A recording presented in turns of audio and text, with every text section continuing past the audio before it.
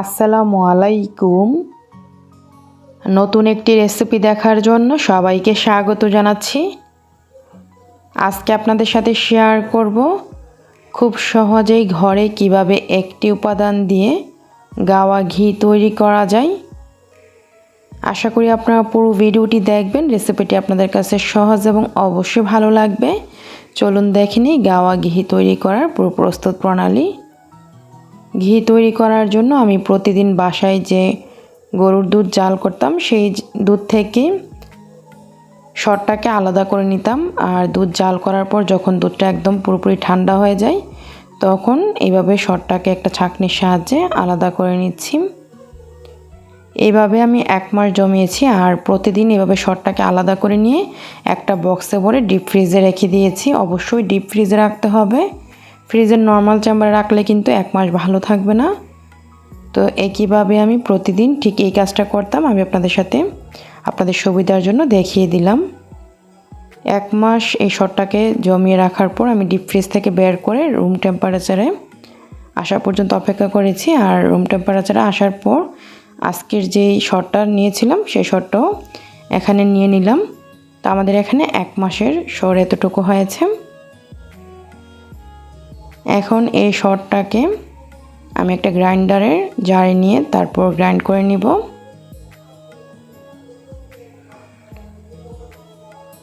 আমি 2 বারে নিয়ে তারপর গ্রাইন্ড করব। প্রথমে এখানে অর্ধেক নিয়ে নিলাম, তারপর জারের মুখটা আমি আটকিয়ে গ্রাইন্ড করব। তবে আমি এখানে অল্প পরিমাণে পানি দিয়ে দিলাম, বেশি পরিমাণে পানি দেওয়া যাবে না। এই 3-4 টেবিল চামচের মতো পানি দিয়ে তারপর গ্রাইন্ড করে নিয়েছি।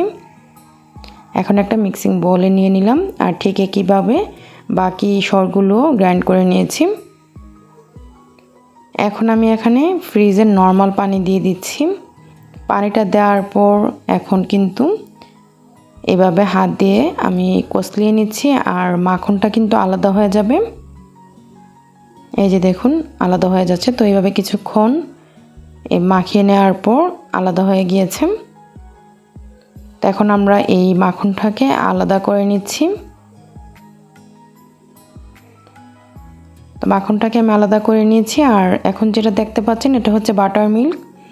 এই বাটার মিল্ক দিয়ে কিন্তু অনেক রেসিপি তৈরি করা যায়, বিশেষ করে চিকেন ফ্রাই তৈরি করা হয় বাটার মিল্ক দিয়ে। এখন এই বাটার মিল্কটাকে আমি ডিপ ফ্রিজে রেখে দিব, যখন যে রেসিপিতে দরকার সেই রেসিপিতে ব্যবহার করব। আপনারা চাইলে জাল দিয়ে দই তৈরি করতে পারেন কিংবা এমনিতেও খেতে পারেন। তো বাটার মিল্কটা আমি এক সাইডে রেখে দিচ্ছি। এখন অন্য একটা বড় বলে আমি ফ্রিজের পানি নিয়ে তারপর এখানে কিছু বরফ দিয়ে দিলাম। তারপর যে আমরা মাখনটা আলাদা করে রেখেছিলাম এই মাখনটা এখানে দিয়ে দিলাম। আর মাখনটাকে এভাবে 2 হাত দিয়ে ভালো করে আমি মাখিয়ে নিচ্ছি। আর এভাবে পানিতে ডুবিয়ে তারপর যেন ভিতরে কোনো এক্সট্রা লিকুইড দুধ না থাকে, তো এইভাবে চেপে বের করে নিতে হবে। এইভাবে 2 থেকে 3 বার করলেই হবে।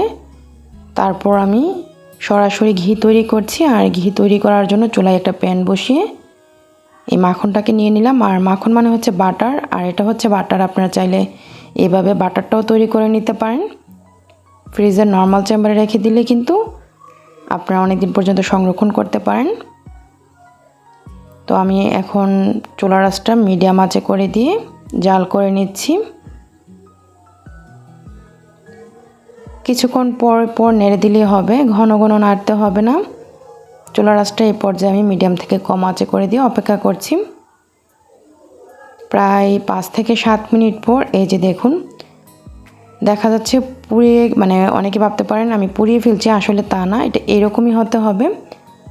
এভাবে পুড়িয়ে নিলে কিন্তু একদম গাওয়া ঘিটা ভালো হয়। তো এখন এই অবস্থায় আমি একটা সুতি কাপড় একটা স্ট্রেনার উপর বিছিয়ে তারপর ছেঁকে নিচ্ছি।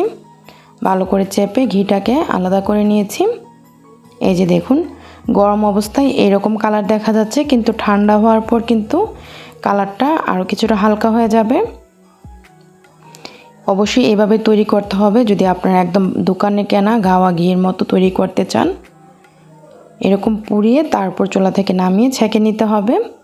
আমি আপনাদেরকে ঠান্ডা হওয়ার পর দেখাচ্ছি। আমি এভাবে সারা রাত রেখে দিয়েছিলাম, তো সকালবেলা এই যে দেখুন ঠিক এরকম হয়েছে, একদম কিন্তু বসে গিয়েছে। আর এই যে দেখুন কালারটা কিন্তু অনেকটা হালকা হয়ে গিয়েছে।